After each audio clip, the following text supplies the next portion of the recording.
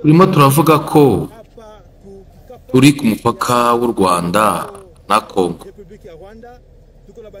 Dufite abavandimwe bacu bahunze bajya mu Rwanda ubwo intambara yabaga.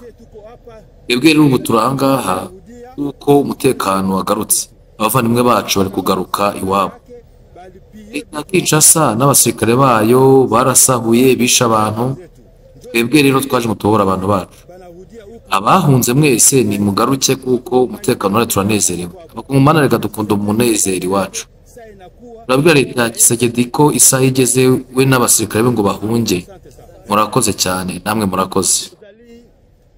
Iryo rero ni ijambo ry'umuvugizi wa M23 Lieutenant Kano Kanyuka ubwo yari Bukavu, umujyi wa Bukavu, abwira ibinyamakuru abereka babwira ati dore hano hose twamaje kubabohora ndetse umutekano ni wose, turahamagarira abahunze bose kugaruka kuko twamaje kubohora uyu mujyi. Tubibutse ko ejo twamo tubabwira ko harakivuga amasasu mu gice cya Kamanyora, bari umupaka utarabohorwa ariko ubu nawo wamaje kugera mu biganza byabo. Ikindi tubabwira nuko ura mupaka nawo warasaniweho cyane kuko harimo kurasana kw'ingabo z'u Burundi ndetse na